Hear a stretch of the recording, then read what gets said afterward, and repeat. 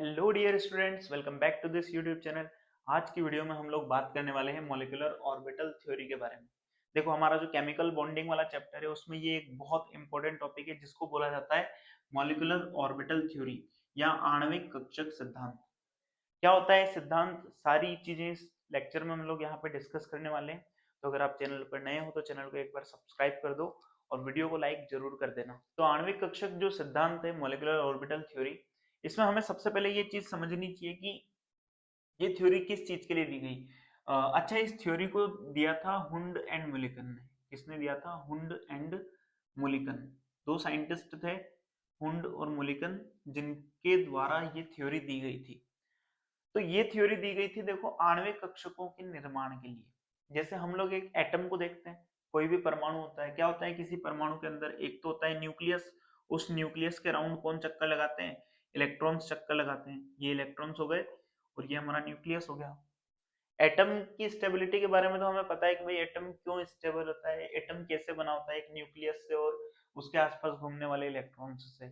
लेकिन जब बहुत सारे एटम्स मिलके किसी अणु का निर्माण करते हैं, किसी मॉलिक्यूल का फॉर्मेशन करते हैं, बहुत सारे एटम्स मिलके जब मॉलिक्यूल्स बनाते हैं, अणु बनाते हैं, तो अणुओं में भी तो इन इलेक्ट्रॉनों का कुछ ना कुछ डिस्ट्रीब्यूशन होता होगा।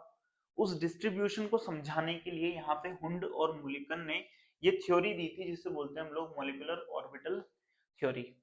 अब मॉलिक्यूलर ऑर्बिटल थ्योरी में हम लोग किसके बारे में पढ़ते हैं? देखो, इसका नाम देखो, इसका नाम है मॉलिक्यूलर ऑर्बिटल।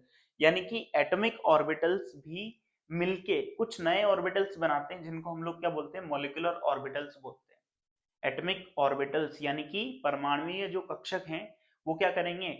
या तो संपोषी व्यतिकरण करेंगे या विनाशी व्यतिकरण, कंस्ट्रक्टिव इंटरफेरेंस करेंगे। वो कैसे होता है अभी सब बताऊंगा यहाँ पे।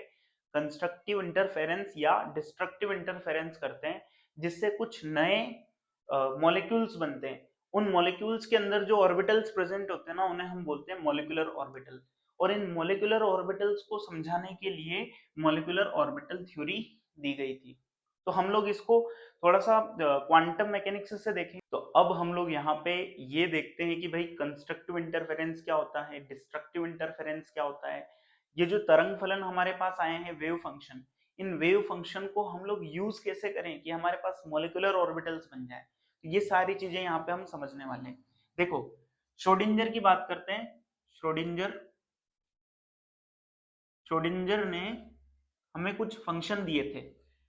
ये बताया था कि भाई इलेक्ट्रॉन जो है ना, इलेक्ट्रॉन क्या है? एक वेव है।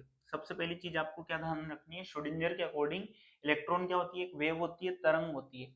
यानी कि तरंग जो है, इसका एक फंक्शन होता है जिसे हम लोग साई से डिनोट करते हैं, और ये क्या होता है? Wave function. Wave function.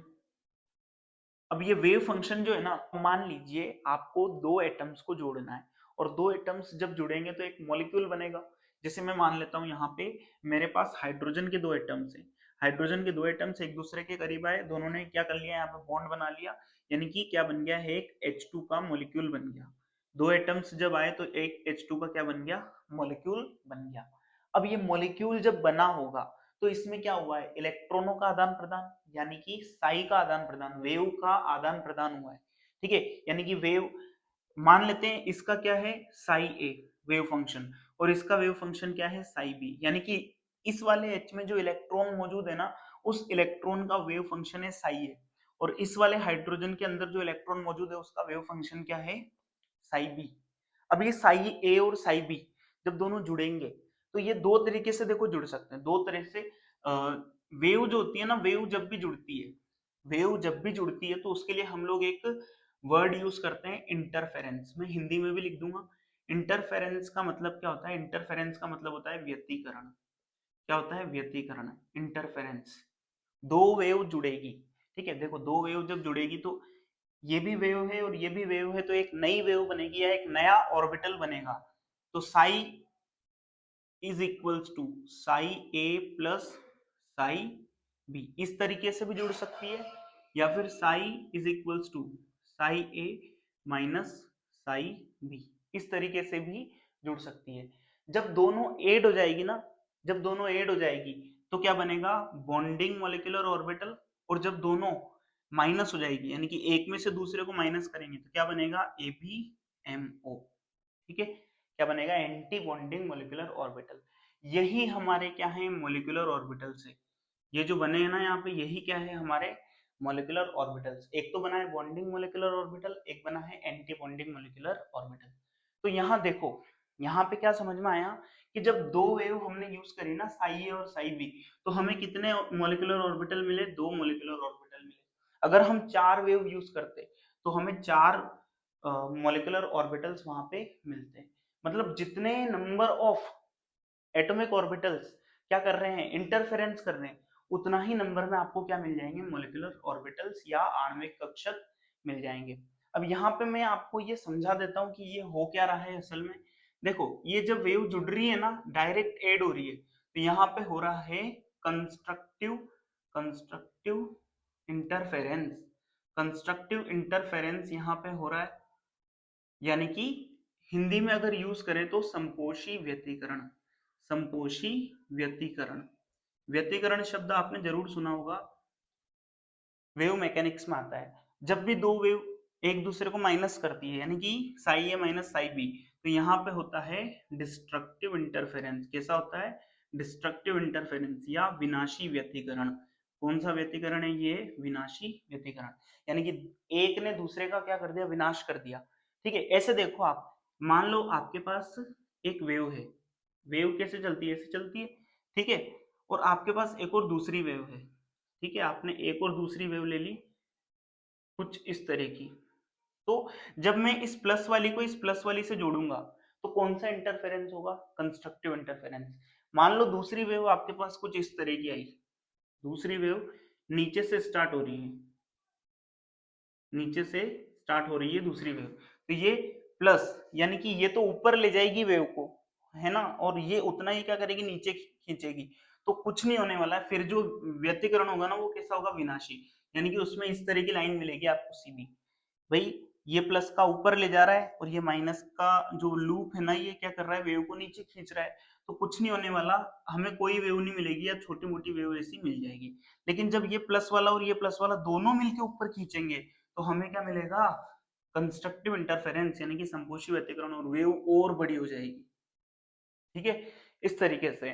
तो यहाँ पे ये जो इलेक्ट्रॉन्स का आदान प्रदान हो रहा है ना मोलिकुलर ऑर्बिटल थ्योरी के अंदर, ये किसके रूप में हो रहा है, वेव्स के रूप में, वेव्स की फॉर्म में। तो हमें यहाँ पे अब क्या याद रखना है, देखो ये चीजें तो सिर्फ समझने की है, इनको लिखने की जरूरत नहीं होती एग्जाम वगैरह में। हमें डायरेक्ट पूछता है कि आप H2 के मॉलिक्यूल को या N2 के मॉलिक्यूल को या O2 प्लस के मॉलिक्यूल को एक्सप्लेन करो on the behalf of molecular orbital theory. Molecular orbital theory को यूज करके हमें क्या पूछता है, अणुओं का, भाई अणु स्थायी है या नहीं है, अणु में बॉन्डिंग हो रही है या नहीं है, बॉन्ड ऑर्डर क्या है, ये चीजें हम लोगों से पूछता है। तो अब हम लोग यहाँ पे समझेंगे कि बॉन्डिंग मोलिकुलर ऑर्बिटल क्या होता है और एंटी बॉन्डिंग मोलिकुलर ऑर्बिटल क्या होता है। देखो सिंपल सा है समझना इनको। इधर क्या हो रही है, एनर्जी हमारी यहाँ पे बढ़ रही है, एनर्जी इस तरीके से यहाँ पे इंक्रीज हो रही है, ठीक है। और यहाँ हम लोग लेने वाले हैं क्या, एटॉमिक ऑर्बिटल। मान लो मैंने एक एटॉमिक ऑर्बिटल ये ले लिया, इसको हम लोगों ने क्या लिखा है, साई ए, ठीक है, क्योंकि हर एटॉमिक ऑर्बिटल में क्या होते हैं, इलेक्ट्रॉन्स होते हैं, और इलेक्ट्रॉन्स का वेव फंक्शन ही क्या हो जाएगा, उस ऑर्बिटल का वेव फंक्शन, ठीक है। एक दूसरा एटम और आया, उसका एनर्जी लेवल भी यहाँ पर ही है, जिसको मैं बोल रहा हूँ साई बी, ठीक है। अब ये दोनों क्या करेंगे, दो तरह का इंटरफेरेंस करेंगे, दो तरह का इंटरफेरेंस करेंगे। एक इंटरफेरेंस ऐसा होगा जिसमें साई ए और साई बी क्या हो जाएंगे, एड हो जाएंगे, Sai A plus psi B. जब ये एड होंगे तो हम कौन सा ऑर्बिटल बनाएंगे, बीएमओ। और बीएमओ जो होगी ना, उसकी एनर्जी क्या हो जाएगी, डिक्रीज कर जाएगी, क्योंकि ये ज्यादा स्टेबल है। बॉन्डिंग हो गई है दोनों एटम्स के बीच में, इसलिए बीएमओ ऑर्बिटल बनाया, और बीएमओ ऑर्बिटल की जो फाइनल यहाँ पे हम लोग वेव फंक्शन देखेंगे, वो क्या आएगा, Sai A plus psi B. तो यहाँ पे बीएमओ की एनर्जी क्या हो जाएगी, डिक्रीज कर जाएगी, बीएमओ की एनर्जी कुछ इस तरीके से यहाँ पे डिक्रीज हो जाएगी। इन दोनों से बीएमओ की एनर्जी क्या हो चुकी है, कम हो चुकी है, इसे हम बोलेंगे बॉन्डिंग मॉलिक्यूलर ऑर्बिटल। और यहाँ पे एबीएमओ भी बनने वाला है, एबीएमओ। एबीएमओ कैसे बनेगा, जब साई ए में से मैं क्या करूंगा, साई बी को माइनस कर दूंगा। तो एबीएमओ जब बनेगा तो एबीएमओ की एनर्जी क्या हो जाएगी, यहाँ पे इंक्रीज हो जाएगी। ABMO की एनर्जी यहाँ पे कुछ इस तरीके से इंक्रीज कर जाएगी। ठीक है, इलेक्ट्रॉन्स कैसे फिलअप करेंगे हमने पढ़ा है पाउली का अपवर्जन सिद्धांत यानी कि पाउली एक्सक्लूजन थ्योरी। हम लोगों ने हुंड का मैक्सिमम मल्टीप्लिसिटी रूल भी पढ़ा है। उसके अलावा हम लोगों ने यहाँ पे ऑफबाउ रूल भी पढ़ा है, यानी कि जो इलेक्ट्रॉन्स का जो कंस्ट्रक्शन का रूल होता है ऑफबाउ रूल, उसे भी हम लोग पढ़ चुके हैं। तो वो सारे रूल्स यहाँ पे लगेंगे, सारे रूल्स हमें यहाँ पे यूज करने पड़ेंगे। अब मैंने यहाँ पे सिर्फ दो ही क्या लिए हैं, वेव फंक्शन लिए हैं। ठीक है, दो वेव फंक्शन किससे रिलेटेड है, दो एटॉमिक ऑर्बिटल्स से। जब दो एटॉमिक ऑर्बिटल्स क्या कर रहे हैं, इंटरफेरेंस कर रहे हैं, तो वो दो तरह का इंटरफेरेंस करेंगे। एक तो कौन सा, कंस्ट्रक्टिव इंटरफेरेंस जिसमें एनर्जी डिक्रीज हो जाएगी और स्टेबिलिटी बढ़ जाएगी, और एक होगा डिस्ट्रक्टिव इंटरफेरेंस, विनाशी व्यतिकरण, जिसमें एनर्जी तो बढ़ जाएगी, किसी भी चीज की एनर्जी बढ़ती है तो उसकी स्टेबिलिटी क्या हो जाती है, डिक्रीज हो जाती है, घट जाती है। एबीएमओ की एनर्जी तो बढ़ गई, देखो ये इधर एनर्जी तो बढ़ गई, लेकिन उसकी स्टेबिलिटी क्या हो गई, कम हो गई। अब यहाँ पे कुछ और फैक्ट्स देख लेते हैं हम लोग जो इनसे रिलेटेड है। देखो एक चीज होती है बॉन्ड ऑर्डर, क्या बोला जाता है, एक चीज बॉन्ड ऑर्डर यानी कि बंध कोटि, क्या होती है, बंध कोटि होती है। अब बॉन्ड ऑर्डर क्या होता है, भाई मेरे पास कोई ए एटम है और कोई बी एटम है, इन दोनों के बीच में कितने बॉन्ड बनने वाले हैं, उसी को हम लोग क्या बोलते हैं, बॉन्ड ऑर्डर बोलते हैं। और बॉन्ड ऑर्डर निकालने का तरीका क्या है, आपका जो बॉन्डिंग मोलिकुलर ऑर्बिटल में इलेक्ट्रॉन है ना, number of electrons in BMO minus क्या कर दोगे आप, number of electrons in NBMO, number of electrons in ABMO and divided by 2। ठीक है, जैसे मान लो आपके बॉन्डिंग मोलिकुलर ऑर्बिटल में दो इलेक्ट्रॉन आ गए और इसमें एक भी इलेक्ट्रॉन नहीं आया, तो आप क्या करोगे, 2 माइनस 0 डिवाइडेड बाई 2, यानी कि 1 क्या हो जाएगा उसका बॉन्ड ऑर्डर, यानी कि हमारे दोनों एटम्स के बीच में एक क्या बनेगा, बॉन्ड बनेगा। अब हम लोग यहाँ पे इलेक्ट्रॉनिक कॉन्फ़िगरेशन देख लेते हैं कि भाई हम एटम्स के बारे में तो जानते हैं कि हमें अगर एटम का इलेक्ट्रॉनिक कॉन्फ़िगरेशन लिखना है तो कैसे लिखते हैं, 1s2 2s2 2p6 3s2 3p6, इस तरीके से हम लोग बढ़ाते जाते हैं इलेक्ट्रॉनिक कॉन्फ़िगरेशन। लेकिन यहाँ पे इलेक्ट्रॉनिक कॉन्फ़िगरेशन हम लोग किस तरह से लिखेंगे, ये थोड़ा सा समझ लेते हैं। भाई यहाँ हमें किसका इलेक्ट्रॉनिक कॉन्फ़िगरेशन लिखना है, मोलिकुलर ऑर्बिट्स, मोलिकुलर जो ऑर्बिट्स हैं उनका हमें यहाँ पे इलेक्ट्रॉन कॉन्फ़िगरेशन लिखना है। जबकि एटॉमिक, जब हम लोग एटॉमिक केमिस्ट्री पढ़ते हैं तो वहां पे जो भी इलेक्ट्रॉनिक कॉन्फ़िगरेशन आता है ना वो एटम्स का आता है। यहाँ पे इलेक्ट्रॉनिक कॉन्फ़िगरेशन किसका आएगा, मॉलिक्यूलर ऑर्बिटल्स का। ठीक है, मॉलिक्यूलर ऑर्बिटल्स कैसे, देखो जब 1s से जुड़ता है, ठीक है, 1s से जब जुड़ेगा यानी कि दो एटॉमिक ऑर्बिटल्स जब जुड़ेंगे, ठीक है, तो मैंने क्या सिखाया है, ये दो तरह का इंटरफेरेंस करते हैं। एक तो कंस्ट्रक्टिव इंटरफेरेंस जिसमें एनर्जी क्या हो जाती है, कम हो जाती है, और एक करते हैं डिस्ट्रक्टिव इंटरफेरेंस जिसमें एनर्जी क्या हो जाती है, बढ़ जाती है। ठीक है, यहाँ पे अगर अपन बात करें जब इनका कंस्ट्रक्टिव इंटरफेरेंस होगा तो दोनों जो हमारे एटम है ना, जब वो मॉलिक्यूल बनाएंगे तो उनके बीच में कौन सा बॉन्ड बनेगा, सिग्मा बॉन्ड, और इसका नाम क्या रखेंगे हम, सिग्मा बॉन्ड बनाए किसकी वजह से, 1s की वजह से। ठीक है, और एंटी बॉन्डिंग में सिग्मा 1s तो रहेगा लेकिन सिग्मा पे क्या लग जाएगा, स्टार, सिग्मा स्टार 1s। ठीक है, तो अगर हमारी स्पीशीज, देखो उदासीन स्पीशीज होनी चाहिए, न्यूट्रल स्पीशीज होनी चाहिए, क्या होनी चाहिए, न्यूट्रल स्पीशीज।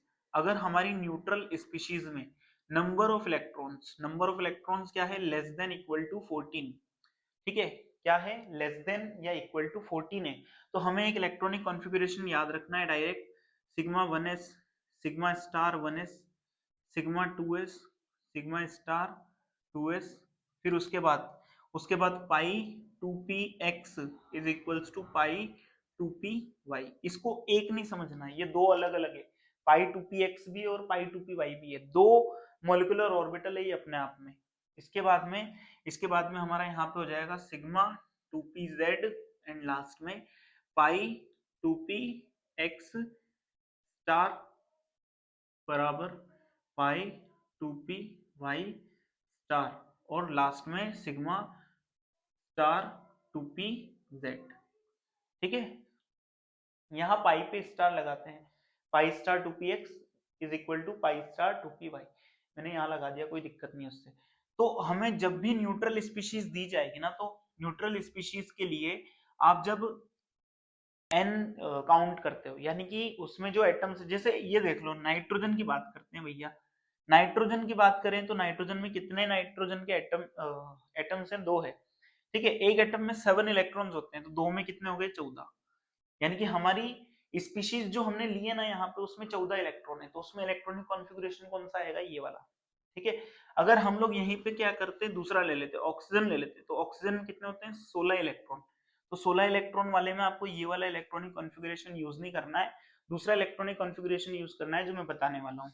देखो, जब यहाँ पे हमारी न्यूट्रल स्पीशीज में इलेक्ट्रॉनों का नंबर 14 से ज्यादा हो जाए, ठीक है, 14 से ज्यादा हो जाए, तो आपको sigma 1s, sigma star 1s ये तो लिखना ही है, sigma 2s, sigma star 2s। और अब इस केस में क्या होता है, ये सिग्मा 2pz जो है ना, ये आगे आ जाता है, तो सिग्मा 2pz आगे आ जाएगा, और ये जो पाई 2px बराबर पाई 2py है ना, ये पीछे चला जाता है, pi 2px is equals to pi 2py। फिर उसके बाद as it is pi star 2px is equals to pi star 2py, और लास्ट में sigma star 2pz।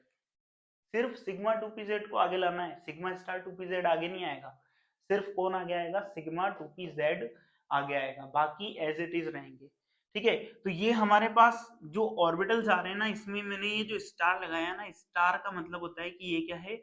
Anti bonding molecular orbital है, और बिना स्टार वाला जो होता है ना, ये होता है बॉन्डिंग मोलिकुलर ऑर्बिटल, ठीक है। ये बॉन्डिंग करवाना चाहते हैं, ये वो ऑर्बिटल से जो मॉलिक्यूल बनाना चाहते हैं बॉन्डिंग करके, और ये वो ऑर्बिटल से जो बॉन्डिंग के अगेंस्ट है, एंटी बॉन्डिंग है, ये बॉन्डिंग नहीं होने देना चाहते। दो एटम्स के बीच में बॉन्डिंग को क्या करते हैं? ये एंटी बॉन्डिंग के क्या है? ये अपोजिशन में है, ठीक है। तो इन पे मैंने क्या लगा रखा है? स्टार लगा रखा है। तो हम लोग यहाँ पे मॉलिक्यूलर ऑर्बिटल थ्योरी के कुछ एग्जांपल्स को स्टडी करते हैं, एग्जाम्पल्स से हमें ये और इजी लगने लगेगी। देखो, सबसे पहला एग्जाम्पल अगर हम बात करें ना, तो वो क्या है? H2। देखो, ये जो थ्योरी है ना, मॉलिक्यूलर ऑर्बिटल थ्योरी, ये मॉलिक्यूलर ऑर्बिटल थ्योरी केवल डाइएटमिक मॉलिक्यूल्स के लिए ही वैलिड है। ट्राइएटमिक या टेट्राएटमिक जो स्पीशीज होती है, उनके लिए हम इसको अप्लाई नहीं कर सकते। मॉलिक्यूलर ऑर्बिटल थ्योरी को सिर्फ डाइएटमिक स्पीशीज के लिए ही अप्लाई कर सकते हैं। डाइएटमिक स्पीशीज कौन? जिसमें केवल 2 परमाणु है। जैसे H2 का मॉलिक्यूल है ना, तो H2 के मॉलिक्यूल में केवल 2 एटम्स हैं हाइड्रोजन के। देखो आप, H2 2 का मतलब क्या? 2 एटम्स या 2 परमाणु इसके अंदर मौजूद है। अब हम लोग क्या देखेंगे? सबसे पहले हाइड्रोजन का इलेक्ट्रॉनिक कॉन्फ़िगरेशन लिखेंगे। हाइड्रोजन का इलेक्ट्रॉनिक कॉन्फ़िगरेशन क्या होता है? 1s1, ठीक है। और अगर मैं दूसरे हाइड्रोजन का लिखूं तो उसका भी क्या होगा? 1s1, ठीक है। 2 1s यहाँ पे क्या हो गए? जुड़ गए। 2 1s जुड़े, तो ये क्या करेंगे? एक मॉलिक्यूल बनाएंगे, और उसमें एक सिग्मा 1s रहेगा और एक क्या रहेगा? Sigma star 1s। सीधी सी बात है, मैंने क्या सिखाया है? जितने नंबर ऑफ ऑर्बिटल्स क्या करेंगे? ओवरलैप करेंगे, जितने नंबर ऑफ एटॉमिक ऑर्बिटल्स जुड़ेंगे, उतने ही क्या बनने वाले हैं? नए बनने वाले हैं। जैसे यहाँ पे एक 1s है और एक 1s है, 2 एटॉमिक ऑर्बिटल जुड़े, तो यहाँ पे 2 मॉलिक्यूलर ऑर्बिटल बनेंगे। दोनों मॉलिक्यूलर ऑर्बिटल्स में से एक BMO बनेगा जिसमें स्टार नहीं लगा रखा है, और एक बनेगा ABMO जिसमें स्टार लगाया हुआ है, ठीक है। तो अगर मैं इसको सॉल्व करूं, तो एनर्जी के टर्म्स में इसको देखते हैं। अच्छा, यहाँ पे इलेक्ट्रॉन भी भर देते हैं। इलेक्ट्रॉन भरने का तरीका हमेशा आप ऑफ बाउ नियम यूज करना, ऑफ बाउ नियम, और ऑफ बाउ के साथ में Pauli exclusion theory and Hund's maximum multiplicity यानी कि हुंड का बहुपता सिद्धांत भी आपको यूज करना है। तो सबसे पहला क्या है? सबसे पहले इलेक्ट्रॉन कम ऊर्जा वाले में जाते हैं, यानी कि कम एनर्जी वाले में, तो एक और एक 2 इलेक्ट्रॉन इसमें चले जाएंगे, ठीक है। अब 2 इलेक्ट्रॉन थे और वो दोनों इसमें चले गए, तो इसमें कितना आया? 0। इसमें एक भी इलेक्ट्रॉन नहीं भर पाया। अब मैं इसका डायग्राम बनाऊंगा। एनर्जी इधर ले ली मैंने, एनर्जी हमेशा बढ़ती हुए क्रम में हम लोग लेते हैं, ठीक है। यहाँ पे ये जो हाइड्रोजन 1 है ना, ये हाइड्रोजन यहाँ पे आ गया। इस हाइड्रोजन 1 के पास कितना इलेक्ट्रॉन है? 1s में 1 इलेक्ट्रॉन इसके पास मौजूद है, यानी कि एक इलेक्ट्रॉन यहाँ पे है। ऐसे ही हम लोग एक यहाँ बना देते हैं। ये कौन सा हाइड्रोजन आ गया? ये सेकंड वाला। अच्छा, इसको हाइड्रोजन 1 और इसको हाइड्रोजन 2 बोल देते हैं। ये है हमारा हाइड्रोजन 1 और ये है हमारा हाइड्रोजन 2। इसमें क्या होगा? 1s2, यानी कि यहाँ पे भी एक इलेक्ट्रॉन क्या है? फिल्ड है। सॉरी, 1s2 नहीं, 1s1 होगा ना। एक इलेक्ट्रॉन यहाँ पे भी हमारा फिल्ड है। अब मैं क्या करता हूँ यहाँ पे, जब इन दोनों हाइड्रोजन को एक दूसरे के करीब लाते हैं तो ये क्या करेंगे, दो तरह के ऑर्बिटल्स का फॉर्मेशन करेंगे। एक बार तो कंस्ट्रक्टिव इंटरफेरेंस करेंगे, कंस्ट्रक्टिव इंटरफेरेंस से हमें क्या मिलेगा, यहाँ पे एक BMO मिल जाएगा। क्या मिल जाएगा, BMO। और एक क्या होगा, डिस्ट्रक्टिव इंटरफेरेंस। डिस्ट्रक्टिव इंटरफेरेंस से क्या मिलेगा हमें, ABMO मिलेगा। क्या मिलेगा, ABMO मिलेगा। अब जब हम एनर्जी इनमें फिल करेंगे ना तो एक अब जब हम लोग यहाँ पे इलेक्ट्रॉन्स को फिलअप करने वाले हैं तो एक इलेक्ट्रॉन ये और एक इलेक्ट्रॉन ये, टोटल कितने हो गए, 2 इलेक्ट्रॉन। तो इलेक्ट्रॉन सबसे पहले कहाँ जाएंगे, कम एनर्जी वाले ऑर्बिटल में जाएंगे, फिर उसके बाद बचेगा तो ऊपर चला जाएगा। हमेशा ध्यान रखना है एक ऑर्बिटल में केवल 2 इलेक्ट्रॉन आ सकते हैं। एक इसका आ गया, एक इसका आ गया, 2 हो गए, दोनों इसमें चले जाएंगे, फिर उसके बाद कोई भी इसके लिए नहीं बचा। तो अब यहाँ पे अगर हमसे पूछे कि इसका बॉन्ड ऑर्डर या बंध कोटि बताओ, बॉन्ड ऑर्डर क्या है इसका, बॉन्ड ऑर्डर बताओ, तो मैंने क्या सिखाया है, number of bonding electrons minus number of anti bonding electrons divided by 2। अच्छा, नंबर ऑफ बॉन्डिंग इलेक्ट्रॉन्स कितने हैं इसके अंदर, सिग्मा 1s में कितने इलेक्ट्रॉन है यहाँ पे 2, और सिग्मा स्टार 1s2 में कितने हैं, तो सिग्मा स्टार 1s में कितने हैं यहाँ पे 0 इलेक्ट्रॉन्स है। ठीक है, तो 2 bonding electrons minus 0 non bonding electrons. ठीक है, नॉन बॉन्डिंग नहीं, एंटी नॉन बॉन्डिंग ऑर्बिटल्स भी होते हैं, लेकिन हमारे यहाँ पे सिलेबस में केवल ABMO और BMO ही दिया हुआ है। नॉन बॉन्डिंग मोलिकुलर ऑर्बिटल भी होते हैं जो बॉन्डिंग में पार्टिसिपेट ही नहीं करते। एक तो वो जो बॉन्डिंग में पार्टिसिपेट करेंगे BMO, एक वो ABMO जो बॉन्डिंग में पार्टिसिपेट करने वाले बॉन्डिंग मोलिकुलर ऑर्बिटल्स को अपोज करेंगे, यानी कि बॉन्डिंग के एंटी, बॉन्डिंग को रोकने वाले। और एक ऐसे होंगे जो ना तो बॉन्डिंग करेंगे ना बॉन्डिंग को रोकेंगे, उनको बोलेंगे नॉन बॉन्डिंग मोलिकुलर ऑर्बिटल्स। वो हम लोग आगे पढ़ेंगे बाद में। तो ये हो गया 2/2, यानी कि कितना 1। तो हमने देखा है ना, हाइड्रोजन और हाइड्रोजन के बीच में कितना बॉन्ड आता है, 1 ही तो आता है। एक बॉन्ड यहाँ आ गया ना, देखो बॉन्ड ऑर्डर जैसे ही बनाया हम क्या बोल देंगे, हाइड्रोजन और हाइड्रोजन के बीच में कितना बॉन्ड बनता है, 1 बॉन्ड बनता है। ठीक है, अब यहाँ पे हाइड्रोजन हो गया, तो इसको मैं हटा देता हूँ, हाइड्रोजन। अच्छा, यहाँ एक चीज और ध्यान रखनी है, ये हाइड्रोजन और ये हाइड्रोजन, यहाँ पे हमें पूछ सकता है कभी कभी उसका मैग्नेटिक कैरेक्टर पूछ सकता है, या मैग्नेटिक प्रॉपर्टी पूछ सकता है कि ये कौन सा मैग्नेटिक है। ठीक है, तो देखो 2 इलेक्ट्रॉन है यहाँ पे, दोनों क्या है, पेयर्ड इलेक्ट्रॉन। जहां पे भी पेयर्ड इलेक्ट्रॉन्स होते हैं ना, पेयर्ड इलेक्ट्रॉन्स, वहां पे जो हमारी स्पीशीज होती है वो कैसी हो जाती है, डायामैग्नेटिक, यानी कि मैग्नेटिक फील्ड को क्या करेगी, रिपल्स करेगी। डायामैग्नेटिक को हिंदी में क्या बोला जाता है, इसको बोला जाता है प्रतिचुंबकीय। क्या कहा जाता है, प्रतिचुंबकीय। ये प्रतिचुंबकीय स्पीशीज है, यानी कि मैग्नेटिक फील्ड में क्या होगी, रिपेल होगी, मैग्नेटिक फील्ड में क्या होगी, प्रतिकर्षित होगी। ठीक है, अब यहाँ हमने इतनी चीजें हाइड्रोजन के बारे में समझ ली। अब हम समझेंगे यहाँ पे हीलियम का मॉलिक्यूल। क्या हीलियम He2 बना सकता है, क्या हीलियम बना सकता है He2, देखते हैं। 1s क्या होता है, इसके अंदर 2 होता है। ठीक है, पहला वाला हीलियम का भी 1s2 और दूसरे वाले हीलियम का भी 1s2 आया। तो देखो सिग्मा 1s2, अब 2 इलेक्ट्रॉन इसमें चले गए, 2 और बचे, तो ये 2 कहाँ जाएंगे इसके अंदर, तो यहाँ पे भी 2 इलेक्ट्रॉन आ जाएंगे। अच्छा, यहाँ 2 इलेक्ट्रॉन आए किसके, He के। ठीक है, तो यहाँ पे 2 इलेक्ट्रॉन्स जब आए तो 2 इलेक्ट्रॉन तो BMO में चले गए, 2 इलेक्ट्रॉन कहाँ चले गए, ABMO में, यानी कि यहाँ पे भी 2 इलेक्ट्रॉन आ गए। तो इसके एंटी बॉन्डिंग में भी कितने इलेक्ट्रॉन है, 2 इलेक्ट्रॉन है, तो 2 में से 2 गया 0, और 0/2 क्या हो जाएगा, 0 हो जाएगा। तो यहाँ पे देखो आप, यहाँ बॉन्ड ऑर्डर कितना आ गया, 0। इसीलिए हीलियम का एक एटम हीलियम के दूसरे एटम के साथ बॉन्डिंग नहीं कर सकता। आपने कभी भी He2 का मॉलिक्यूल नहीं देखा होगा, H2 तो देखा है हमने बहुत बार, लेकिन He2 मॉलिक्यूल नहीं बनता, क्योंकि वहां पे मॉलिक्यूलर ऑर्बिटल थ्योरी के अकॉर्डिंग जो बॉन्ड ऑर्डर आ रहा है ना, वो कितना आ रहा है, 0 आ रहा है। ठीक है, अच्छा हाँ, यहाँ पे भी सारे इलेक्ट्रॉन क्या है, पेयर्ड इलेक्ट्रॉन्स। तो पेयर्ड इलेक्ट्रॉन्स होने की वजह से कौन सा होगा, ये डायामैग्नेटिक होगा, यानी कि प्रतिचुंबकीय होगा। अगर मैं मैग्नेटिक फील्ड को H के पास लेके जाऊंगा तो ये मैग्नेटिक फील्ड की लाइंस को क्या करेगा, रिपल्स करेगा। ठीक है, यानी कि प्रतिचुंबकीय कैरेक्टर शो करेगा। एग्जाम्पल देखते हैं हम लोग N2 का, नाइट्रोजन का एक एग्जाम्पल देखते हैं। अगर नाइट्रोजन की बात करें तो नाइट्रोजन के अंदर कितने इलेक्ट्रॉन होते हैं, टोटल 7 होते हैं। तो 1s2 2s2 2p3, यहाँ पे टोटल 7 इलेक्ट्रॉन होते हैं किसके अंदर, नाइट्रोजन के एक एटम के अंदर। N2 मॉलिक्यूल में कितने नाइट्रोजन हैं, दो। दिया कि मॉलिक्यूलर ऑर्बिटल थ्योरी को आप सिर्फ डाई एटॉमिक मॉलिक्यूल्स के लिए ही यूज कर सकते हो। तो यहाँ पे दो एटम है नाइट्रोजन के, तो 1s2 2s2 2p3 दोनों का इलेक्ट्रॉनिक विन्यास होगा। ठीक है, अब जब इनसे मॉलिक्यूल बनेगा तो उसका मैंने आपको इलेक्ट्रॉनिक कॉन्फ़िगरेशन पहले ही बता रखा है। नाइट्रोजन में कितने इलेक्ट्रॉन है, 14 इलेक्ट्रॉन है। 14 इलेक्ट्रॉन है तो आप फर्स्ट वाला यूज करोगे, सिग्मा 1s, फिर सिग्मा स्टार 1s, फिर सिग्मा 2s, फिर सिग्मा स्टार 2s, फिर उसके बाद में pi 2px is equals to pi 2py, फिर सिग्मा 2pz, फिर उसके बाद में pi star 2px is equals to pi star 2py, और फिर लास्ट में सिग्मा स्टार 2pz। अब हमें इलेक्ट्रॉन बनने, देखो 7 इलेक्ट्रॉन तो इसके, और 7 एक और दूसरा नाइट्रोजन एटम है अपने पास, दोनों नाइट्रोजन एटम लिख देता हूं मैं, 1s2 2s2 2p3।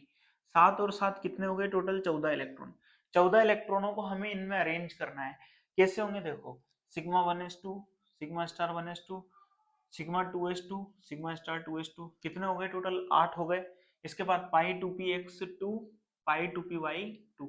अच्छा, यहाँ बराबर इसलिए लगाया जाता है क्योंकि इनकी जो एनर्जी होती है ना वो सेम होती है, जो पाई 2px की एनर्जी है वही पाई 2py की एनर्जी है, इसलिए दोनों के बीच में इक्वल लगा देते हैं। वैसे तो एनर्जी ऐसे इंक्रीज हो रही है, लेकिन इन दोनों की इक्वल है ना, तो इन दोनों के बीच में इक्वल लगा देते हैं। तो ये कितने हो गए हमारे पास, यहाँ पे 2 2 4 2 6 2 8 2 10 2 12 और 2 14 हो गए 14, यानी कि आगे वालों का हमें कोई काम नहीं है। अब हम इसका मॉलिक्यूल बनाने की कोशिश करते हैं कि इसके मॉलिक्यूल में मॉलिक्यूलर ऑर्बिटल थ्योरी किस तरह से लग रही होगी। देखो यहाँ पे हमें पता है कि एनर्जी इधर क्या हो रही है, एनर्जी इधर हमारी बढ़ रही है। ठीक है, एनर्जी इधर बढ़ रही है। अब एनर्जी बढ़ रही है, देखो सबसे पहले कौन सा ऑर्बिटल आएगा, नाइट्रोजन का 1s ऑर्बिटल, 1s है ना दोनों में, तो दोनों के 1s आएंगे। ये आ गया 1s इसका, पहले वाले नाइट्रोजन का, और ये 1s दूसरे वाले नाइट्रोजन का आ गया। दोनों के पास कितने इलेक्ट्रॉन है, दो दो इलेक्ट्रॉन है। ठीक है, दोनों के पास जब दो दो इलेक्ट्रॉन है, अब ये देखो जब ये मॉलिक्यूलर ऑर्बिटल थ्योरी को फॉलो करेंगे तो क्या करेंगे, कंस्ट्रक्टिव एंड डिस्ट्रक्टिव इंटरफेरेंस करेंगे। ठीक है, संपोषी और विनाशी व्यतिकरण करेंगे। तो क्या करेंगे, ये दो तरह के नए ऑर्बिटल बनाएंगे, एक ऑर्बिटल तो बन जाएगा नीचे, एक ऑर्बिटल बन जाएगा ऊपर। ठीक है, कितने इलेक्ट्रॉन है, दो और दो 4, तो दो इसमें आ जाएंगे और दो इसमें आ जाएंगे, यानी कि सिग्मा 1s में भी दो और सिग्मा स्टार 1s में भी दो। 1s और 1s, ये 1s2 है और ये क्या है 1s2, तो 1s और 1s से दो बने, कौन से, सिग्मा 1s और सिग्मा स्टार 1s। दो इलेक्ट्रॉन इसके, दो इलेक्ट्रॉन इसके, तो दो इसमें चले गए और दो इसमें। एक ऑर्बिटल में मैक्सिमम दो इलेक्ट्रॉन रह सकते हैं, एक ऑर्बिटल में मैक्सिमम कितने, दो इलेक्ट्रॉन रह सकते हैं। ठीक है, ये तो हो गया हमारा काम किसका, 1s का। अब 1s का काम होने के बाद में हम इसको देखेंगे 2s को, तो 2s यहाँ बना देता हूँ, एक यहाँ पे एक 2s बना दिया, और एक 2s हम लोगों ने इधर यहाँ बना दिया। बताओ जरा इनके 2s में कितने इलेक्ट्रॉन है, दो दो, दो दो इलेक्ट्रॉन है 2s में, इसमें भी दो और इसमें भी दो, ये लो दो दो इलेक्ट्रॉन भर दिए, ये 2s2 और ये भी 2s2। ये दोनों जब कंस्ट्रक्टिव और डिस्ट्रक्टिव इंटरफेरेंस करेंगे तो नए ऑर्बिटल बनेंगे। चलो, ये यहाँ पे हम लोगों ने नए ऑर्बिटल्स बना दिए। ये कौन सा है, सिग्मा 1s और ये sigma star, sorry sigma 2s और सिग्मा स्टार 2s। अब देखो दो इलेक्ट्रॉन ये और दो इलेक्ट्रॉन ये, टोटल कितने हो गए, 4 इलेक्ट्रॉन हो गए। 4 में से दो यहाँ चले जाएंगे और दो यहाँ चले जाएंगे। ठीक है, ये 2s का काम भी हो गया। एनर्जी बढ़ती जा रही है इससे ऊपर की साइड। ठीक है, अब हम क्या करेंगे, चलो ये तो हमारे किसी काम का नहीं, इसको हम हटा देते हैं क्योंकि हमारे इलेक्ट्रॉन सिर्फ यहीं तक भरने हमको, है ना। तो अब कौन सा ऑर्बिटल आएगा, 2p, कौन सा ऑर्बिटल आएगा 2p, और p में कितने होते हैं टोटल, 3 होते हैं।